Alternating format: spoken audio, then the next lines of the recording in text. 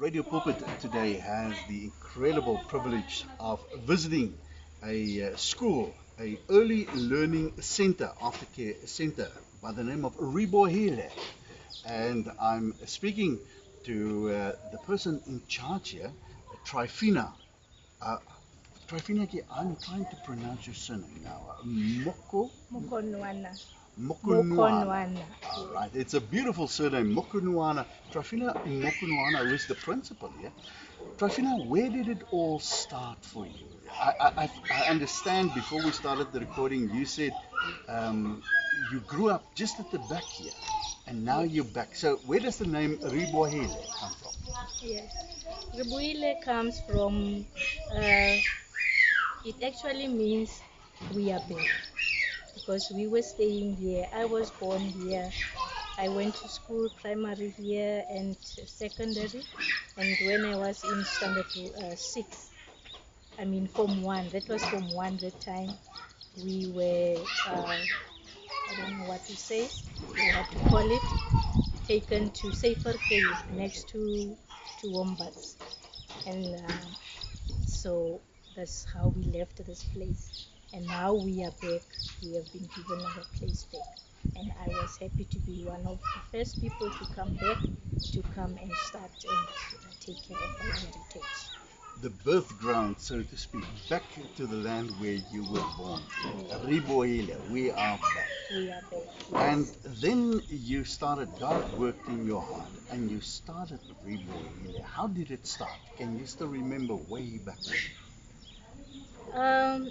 I have a lot of teaching experience, more than 44 years, and all along I saw it wasn't well with the students at school as I was teaching, and I even lectured at the university, and the problems that I saw there with the students, even the teachers themselves, made me to decide that when I go off the teaching field as a formal teacher, I want to do informally out of my own heart with the little ones, because that is where everything begins.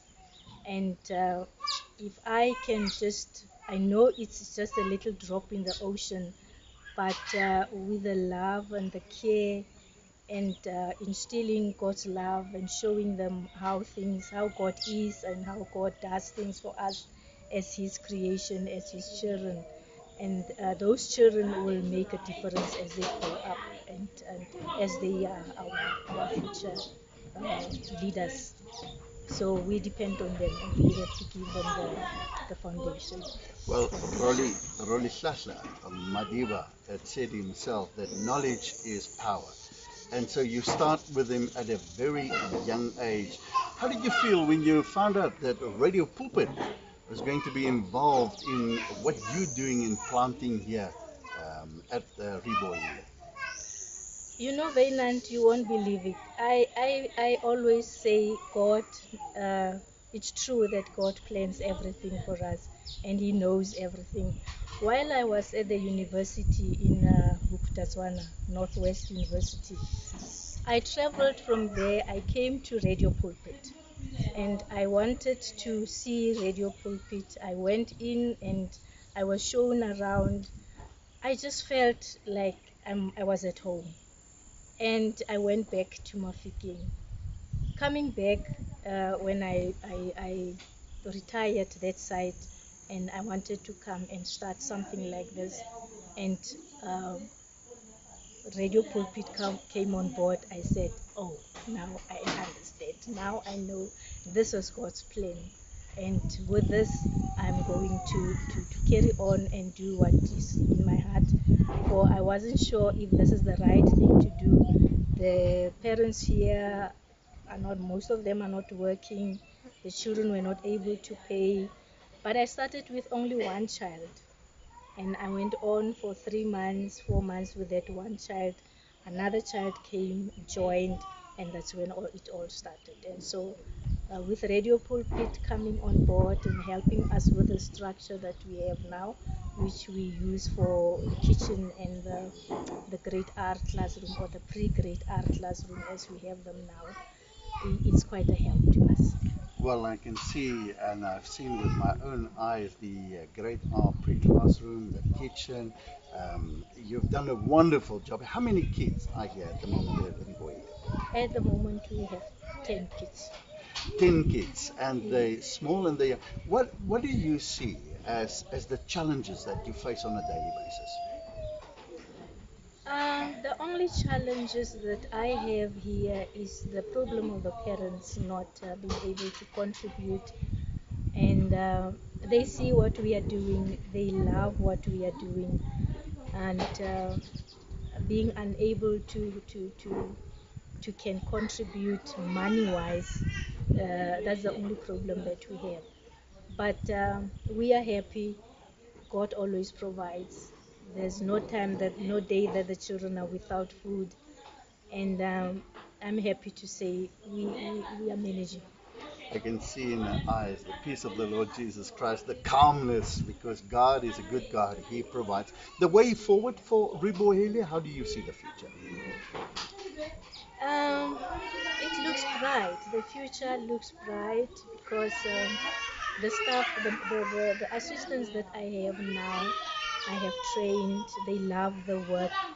They are at home. We are family, and everybody is doing their best. They know what to do, and even if sometimes I have to go away on errands, I know the children are safe and they are doing what they should be doing, and I have no problem. And the community, most of all, is happy because in this poor community, it's a wonderful, it's like a beacon of light, a beacon of hope here in the midst of this very poor community, isn't it? The community, they like what we are doing. They really appreciate it, and even though they don't have anything to give to say this is what we have and then we are giving, but for me, that's not the issue. The only thing is for the kids that are here to be happy, to grow, like it says in Proverbs 6, train a child in the way that he should go, and when he is growing, he will never depart from it. Tryphina, Radio Pulpit, um, our involvement here is made possible by our listeners because of our listeners that listen and support us in various ways, and therefore we can support you. What would your message be to the listeners of Radio To the listeners out there, I would say Radio Pulpit is always asking for donations. They say give, and then if you give with an open heart, you will be blessed. And that is what is happening with us now, because here we are. We have been blessed by the donations that you gave. I'm also one of those people who are donating every year, and because of I'm happy, and I also wish to help others who also will benefit from the help of Radio Pulpit. We want to pray God's blessing over what you're doing here, over your life, that God would protect you and keep you and this property as well. And thank you so much for what you're doing for the community. And I want to state once again, it's such a privilege and an honor for Radio Pulpit to be part of what you're doing in the lives of these children here. Thank you so much, Sophie. Thank you very much. It's a pleasure. Radio Pulpit, God bless you.